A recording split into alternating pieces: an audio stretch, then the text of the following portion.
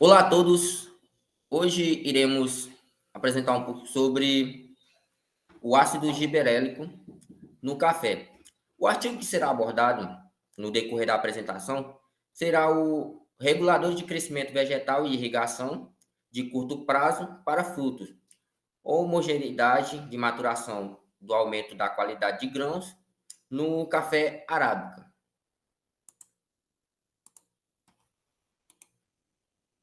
O nosso grupo é composto por Cesário Moura, Felipe Amorim, eu vos falo Luciano Amorim e Rodrigo Duarte. Aqui está um print do artigo que está sendo abordado. Primeiramente, o que seria o ácido giberélico? O ácido ele é um fito-hormônio que desempenha um papel crucial no crescimento e desenvolvimento das plantas. Ele vai ser responsável por processos como a promoção da germinação de sementes, alongamento do caule e a indução da floração e maturação de frutos. E como observado em plantas de café, a aplicação do GA3 pode melhorar a uniformidade da maturação dos frutos e também vai ter o aumento da área foliar e isso vai resultar em uma melhor e mais eficiência na fotossíntese, onde vai dar aquela melhor eficiência fotossintética. E a importância, a importância do GA3 na agricultura. O GA3, como podemos ver, ele vai ser fundamental na agricultura por sua capacidade de aumentar a produtividade das culturas, não só do café, e também vai promover um crescimento vegetativo e uniforme na maturação dos frutos. E ali também vai dar aquela sincronização já na cafeicultura, vai ser a sincronização da floração e também a maturação dos grãos. Isso vai resultar em uma colheita mais homogênea, de melhor qualidade, e além disso, o uso do GA3 pode reduzir a dependência de fertilizante sintético. O objetivo do estudo desse artigo é avaliar os efeitos da aplicação do ácido giberélico em conjunto com a irrigação de curto prazo, na uniformização da maturação dos frutos. Então, nesse artigo, eles vão abordar, além do efeito do ácido giberélico, foi em conjunto com a irrigação de curto prazo. E vão também estudar a preservação da área foliar e a melhoria da eficiência fotossintética e da qualidade de grãos do café arábica. Mas no decorrer da apresentação iremos abordar, explicar mais sobre o ácido giberélico. E qual vai ser a influência do GA na produtividade e qualidade do grão? Como foi apresentado, ele vai dar uma melhora, tanto no caule, como na área foliar, na planta em si toda. Então, com a aplicação do GA3 na cafeicultura ali, demonstrou um aumento na produtividade ao promover a uniformidade e na maturação do grão, uniformidade na maturação dos grãos. Isso resultou em colheitas mais homogêneas. Além disso, o GA3 influencia positivamente a qualidade dos grãos, aumentando a concentração de compostos fenolíticos e melhorando as características sensoriais. No entanto, a aplicação excessiva pode levar a uma diminuição na qualidade e na eficiência dos grãos. Dando continuidade à nossa apresentação, eu fiquei com a parte da metodologia do nosso artigo. Os tipos de tratamento foi adotado a aplicação via foliar do ácido giberélico, onde foi feita uma proviração direta nas folhas das plantas. Essas plantas estavam no sistema de irrigação, que ajuda também a manter o controle das condições de experimento. E isso é fundamental no funcionamento dos hormônios vegetais. A data da aplicação, como vocês estão vendo aí, foi dia 12 de abril de 2018, que marcou o início dessa fase da maturação. Esse foi um momento bem escolhido, porque os frutos já estavam um pouco já verde, totalmente desenvolvido, ou seja, como o tamanho final, mas ainda sem começar a mudar a cor do fruto. Isso é muito importante, porque o ácido gibberellic pode influenciar tanto no tempo e quanto a qualidade da maturação. A forma de aplicação foi feita por pulverização, onde foi feita a pulverização de cima para baixo, até o produto escorrer pela planta. Isso garante que as folhas, né, dos ramos recebam toda a parte totalmente e cobertura pela solução. Por fim, foi usado, né, 125 ml por planta, um valor bem padronizado, para que todas as plantas recebessem a mesma quantidade de regulador do crescimento. Esse processo para avaliar os efeitos do ácido gibberellico no crescimento final e também na qualidade dos frutos. Essa foi uma aplicação que foi feita.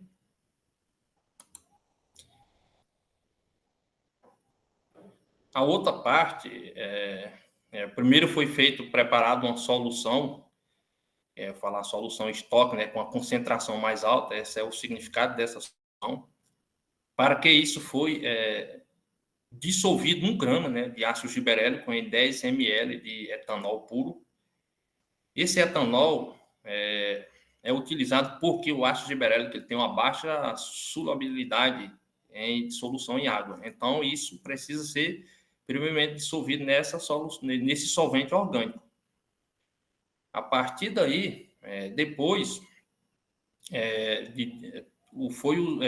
dessa dissolução, a solução foi diluída em 1 litro de água destilada, formando uma solução mais concentrada em 1000 ppm, que é parte por bilhão, que é a solução de estoque final. A partir daí, foi preparado também a solução de aplicação final, que é para já pegar e já jogar diretamente na planta, na parte foliar, a parte mais de cima. Foi colocado uma concentração mais baixa, de 25 ml da solução de estoque e 50 ml de água destilada. E adicionado também 1 gota de Twitter 20, que age, o que significa que é um espalhante, né, que ajuda na hora da aplicação essa solução a espalhar mais na folha e descer diretamente pelos ramos até atingir a parte dos frutos. E esse preparo padroniza garantir que todas as plantas recebam a mesma quantidade de regulador de crescimento e tenham um resultado mais significante e mais seguro, que isso também não pode acessar a quantidade maior, porque pode trazer alguns efeitos colaterais para a planta, vamos supor que um estresse ou uma contaminação nela, porque se tudo de você colocar em quantidade maior, pode ser prejudicial para a planta. A outra parte, falar sobre um pouco também da assimilação de CO2, né, que é o gás carbônico, que é a amostra, né, olhando aí nas partes do slide aí, a taxa, né, que a planta está absorvendo o gás carbônico para fazer a fotossíntese. E tem também o GS, que é a concordância estomática, que indica a quantidade de estômago que está aberto e permitindo a entrada de CO2. E também tem a transpiração, que é o Ezinho, para dar para olhar no slide, você vê direitinho, que isso significa também a perda da água pela planta, né? E tem a concentração interna aí, que ajuda também a entender o equilíbrio entre a entrada e o uso de CO2. E também tem o déficit de pressão de vapor, que é o VPD, que está também relacionado também, que diferencia também a umidade, né, a umidade, aliás, de dentro da folha e no ambiente, que influencia também na transpiração. E olhando aí também, foi usado também os dois, foi feito aí os 2 extratos de planta, onde tem o S2 e o S3 é uma parte mais alta da planta, ou como se fosse uma parte que onde pega mais sol e uma parte que pega mais sombra. Essa metodologia que foi usada. Essa divisão permite, né, para comparar, né, em relação às folhas, a diferença de altura também das plantas. Além disso, também foi utilizado também uma curva, né, que são gráficos de taxa de assimilação de CO2 em função de concentração interna de carbono, para calcular o parâmetro bioquímico da fotossíntese.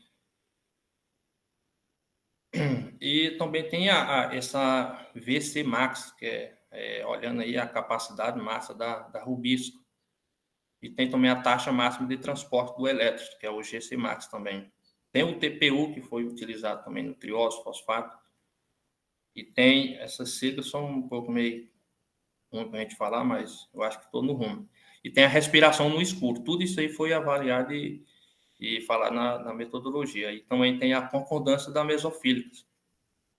Esses dados todos aí que foi mencionado, que eu acabei de explicar para vocês, ajudam a entender como o ácido gibberélico influencia e o funcionamento interno ao nível bioquímico, né? Que tem uma resposta aí bem viável no crescimento dos frutos. Dando continuidade ao nosso conteúdo sobre o ácido gibberelínico, sobre o efeito fisiológico nas folhas, o hormônio ácido gibberelínico, ele aumenta a concentração interna do CO2 nas folhas em relação ao controle sem o hormônio.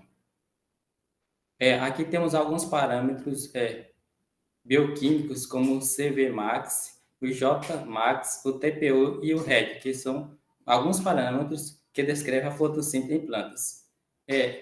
O VCmax é a velocidade máxima de carboxilação da rubisco, que é a enzima ribulose 1,5-bisfosfato. O Jmax é a taxa máxima de transporte de elétrons, que descreve a velocidade máxima com que os elétrons são transportados através da cadeia de elétrons na fotossíntese 2.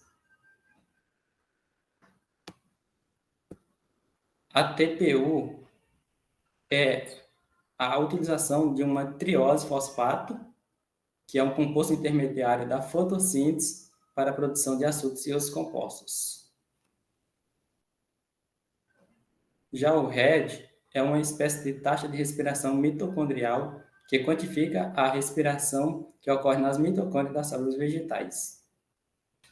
O GAB também ele reduz o déficit de pressão de vapor, o VDP, nas folhas, indicando um menor estresse hídrico. Por exemplo, quando há uma menor umidade no ar e tem uma maior concentração de água na folha dentro, essa água tende a evapotranspiração, consequentemente, maior estresse hídrico. Aí esse hormônio vai reduzir essa diferença de pressão, diminuindo o estresse hídrico, evitando a transpiração. E sobre a eficácia do hormônio, o ácido gibberelínico, na sincronização da floração, ele vai promover uma floração mais homogênea, o que vai facilitar o manejo da cultura, colheita, que são os processamentos dos frutos. Se há uma maior sincronização da floração, também vai promover uma maior maturação uniforme, o que resulta em lotes mais consistentes, com maior qualidade e menor necessidade de colheitas escalonadas, já que ele mantém um padrão de homogeneidade. E outro fator também é que ele melhora o desempenho fotossintético, que ele aumenta a concentração interna de CO2, bem como valores de VCmax, Jmax, TPU e RED, indicando maior capacidade de assimilação de carbono. Se ele assimila mais carbono, maior é a matéria seca, a biomassa que esse grão vai ter.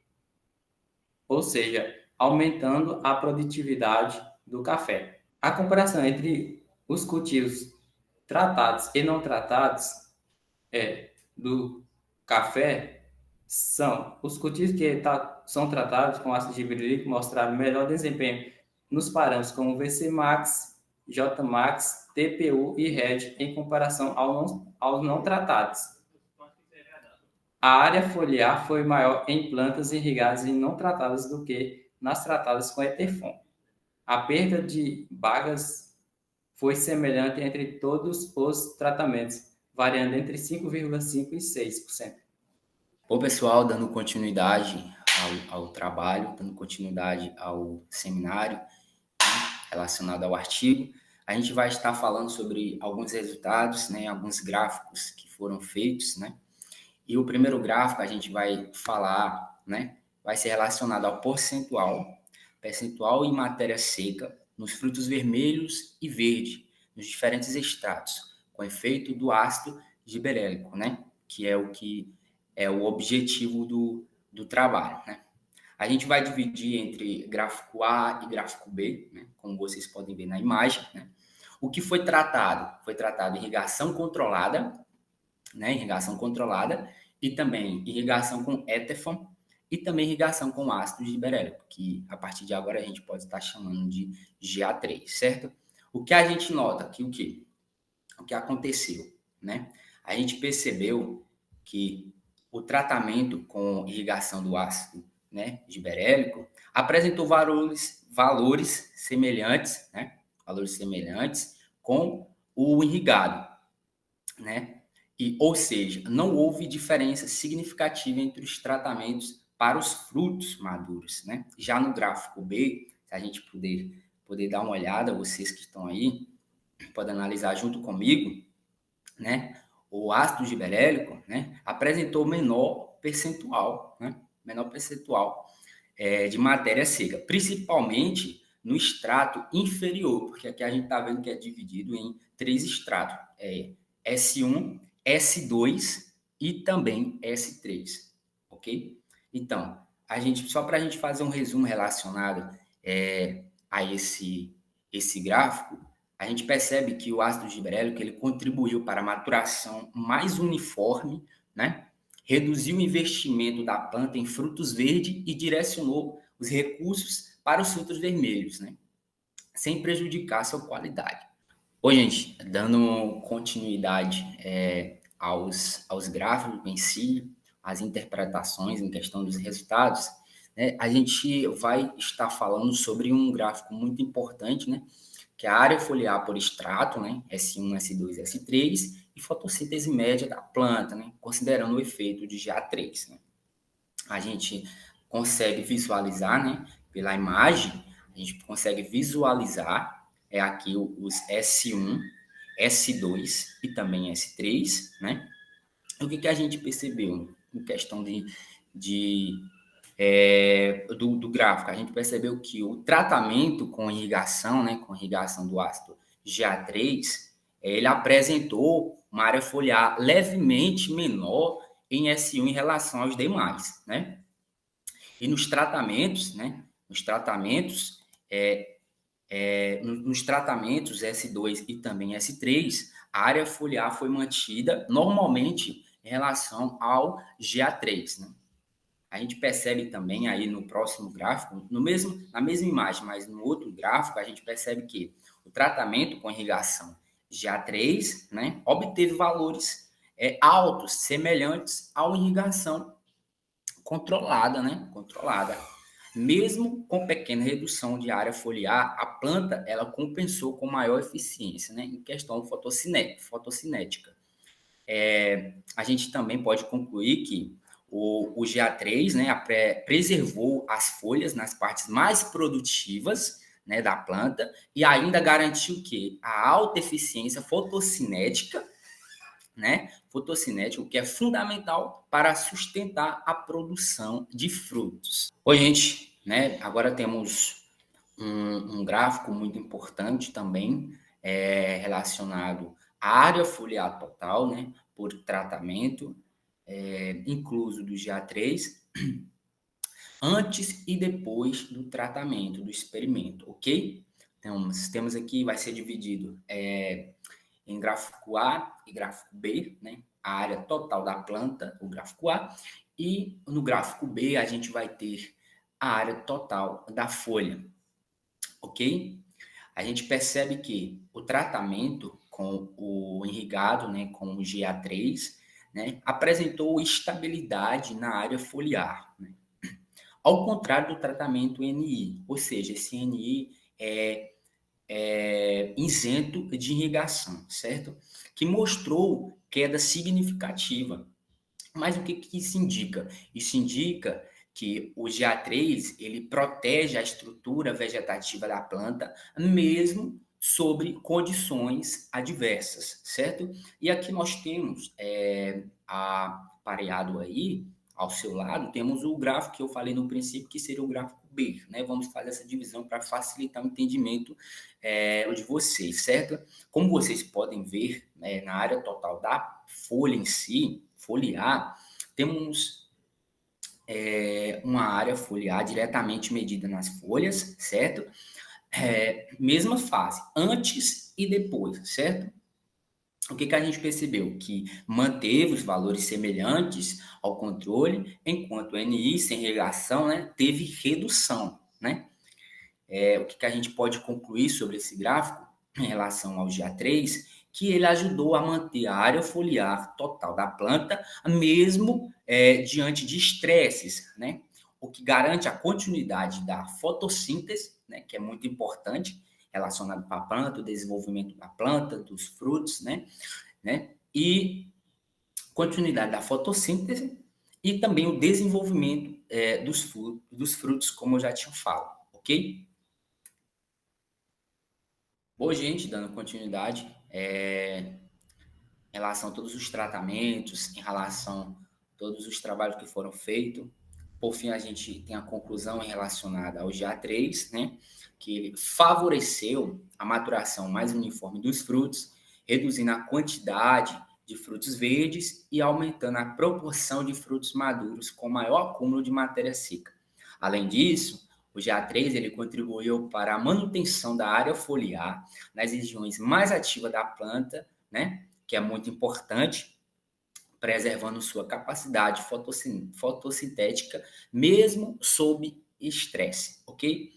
E aqui a gente tem as nossas referências, né? Caso vocês quiserem acessar. E muito obrigado.